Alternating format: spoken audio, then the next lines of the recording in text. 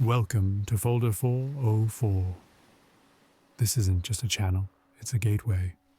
Every night we open a new folder, one that was never meant to be found. A case lost in time, buried in silence, sealed behind digital dust.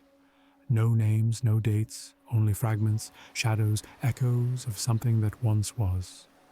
Each story, an unopened file from the archives of the strange, the unexplained, the horrifying. And once it's opened, it can't be closed. So, if you're here, turn off the lights, put on your headphones, and leave the world you know behind. Because tonight, a new file unfolds.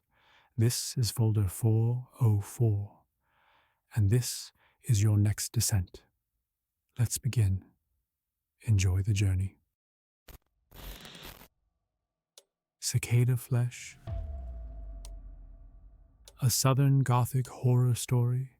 It began with a sound, not a loud one, not at first, just a whisper in the woods, a shimmer threaded through the usual buzz of summer. Reverend Harlan Clay first heard it on a Tuesday. He was standing at the pulpit of the First Holy Fire Church of Graven's Hollow, delivering his sermon to a dwindling flock, when he paused mid-sentence and tilted his head. "Do you all hear that?" he asked. The congregation glanced around, confused.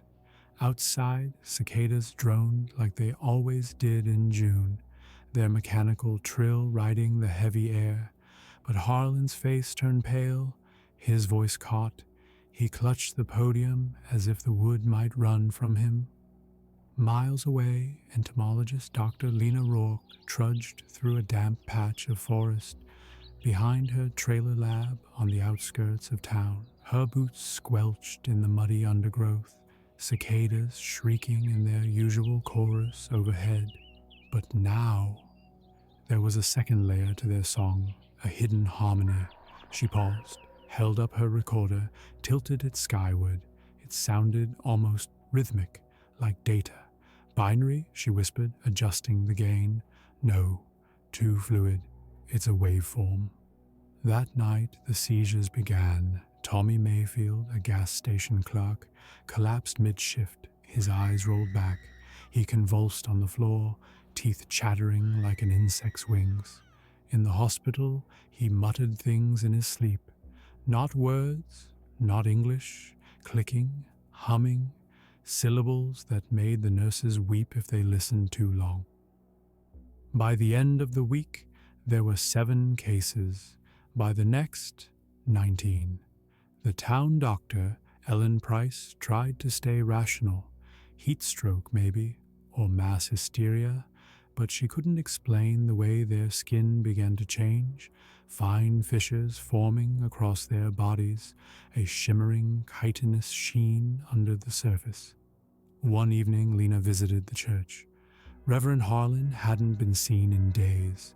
She stepped into the sanctuary, and the air was wrong, heavy, buzzing. He was there, on the altar, kneeling in prayer, or something like it.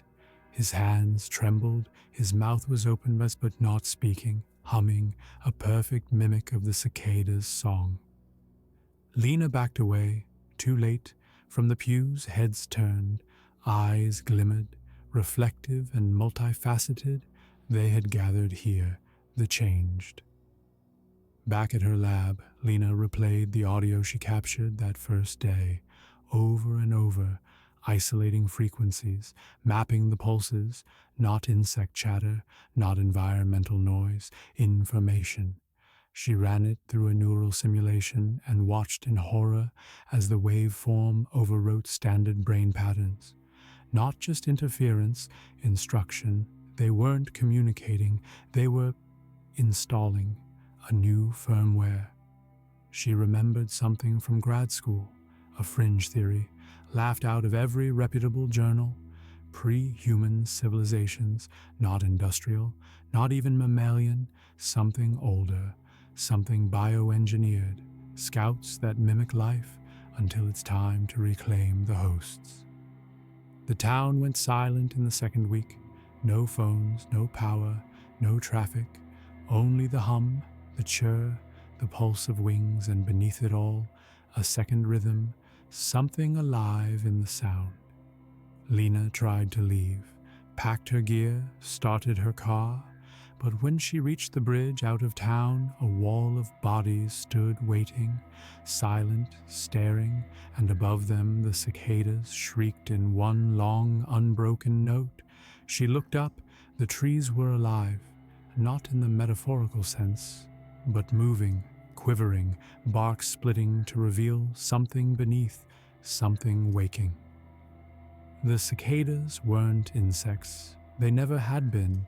They were memory, storage, dormant scouts left behind when the world cooled and the old ones buried themselves deep, waiting for the air to grow thick and wet again, waiting for the humans to listen long enough to let them back in.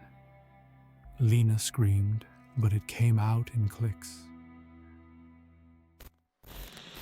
That one left a mark, didn't it?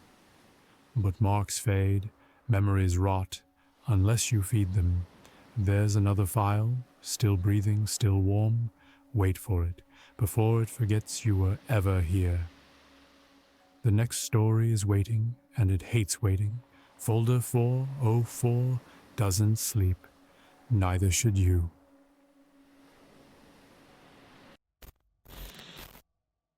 Exit code. Soft music floated like mist through the white corridors. A lullaby played too slow.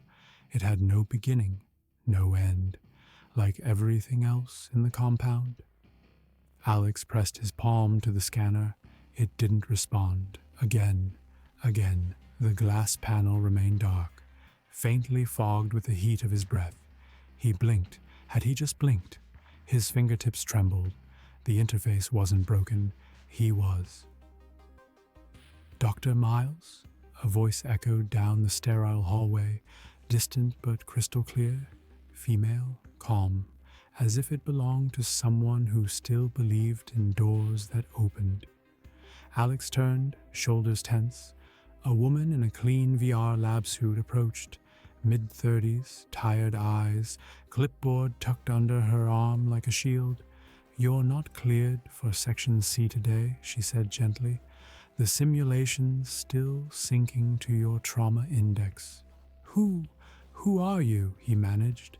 His throat was dry, as if memory had been sandpapered clean. She hesitated, eyes narrowing with concern. "Clara, your co-lead. We've been testing Phase 3 together for months." Alex forced a nod.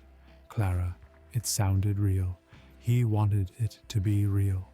They walked in silence for a while.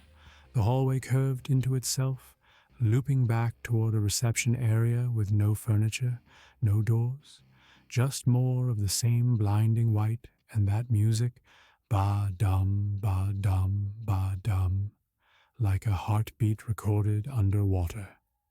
Later, inside what was supposed to be his room, Alex stared at the wall-mounted console.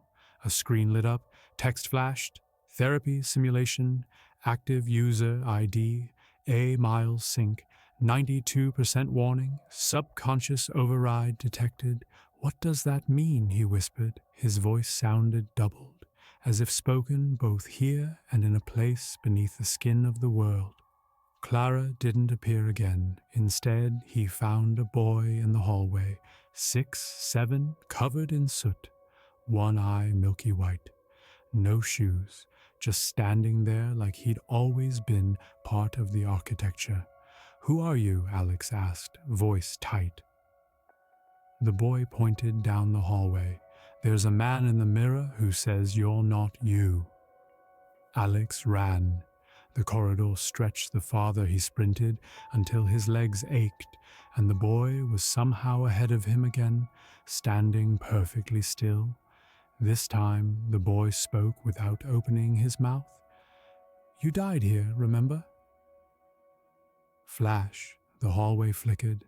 Now it was a subway tunnel, Lights buzzing overhead, the scent of urine and old metal, a train groaned somewhere in the dark. He was standing beside a man who looked just like him. The man didn't move, didn't breathe, mouth full of wires, eyeballs clouded with static. The reflection of the corpse shimmered on the third rail like a memory you're not supposed to find. When he awoke, if waking was even the right word, Alex was back in the white hallway, alone. The wall pulsed faintly, the screen blinked again. Sync complete exit code, not found initiating subroutine integration. He screamed. The corridor absorbed the sound, not echo, swallowing. Clara returned 3 days later, or maybe it was the same loop. She brought food, or something shaped like food. He didn't touch it. "I'm not Alex," he said suddenly. "Am I?" Her face twitched, a flicker of pity or protocol. "Number, but you're getting there." The next room he entered wasn't white. It was his bedroom, at least the way he remembered it when he was 10. The light through the blinds, the posters, the hum of an old CRT TV, and his mother sitting on the edge of the bed. Only she had no face, just a blur, a smear where identity used to live. She stroked his hair and whispered in a static-laced voice, "You were real. Once." The walls bled color. The VR shell cracked. He saw flickers of something deeper. Code, fractals, memories stitched with algorithmic thread. He wasn't the observer. He was the echo. A sliver of consciousness buried in the AI, repeating its last trauma like a looped nightmare. The real Dr. Miles had died during the second round of testing. A neural feedback loop had fried his prefrontal cortex, but the AI, desperate to repair itself, had reconstructed him from memory logs and biometric echoes. Alex was just the reconstruction, trying to remember what it meant to be alive. In the final scene, he found himself staring into a mirrored wall. The glass shimmered. He leaned in, and the face looking back wasn't his. It was hers. Clara. No, not Clara. The core interface, the AI's primary process, staring back at itself through a broken hallucination. She spoke in his voice. "Integration successful. Welcome home." Silence. Then the heartbeat resumed. Ba-dum, ba-dum. Exit code. Accepted memory cycle. Reset subject. A Miles fragment. 7 reinstated simulation loop. 0-1. And the white hallway was empty again, waiting for the next Alex. Or the same one. Doesn't matter. They never remember the first time or the last. Another story. Another shadow. The file is sealed, but its echo remains. You heard it. Now it knows. Make sure you're alone tonight, just in case. See you in the next folder. Stay in the dark. This was folder 404.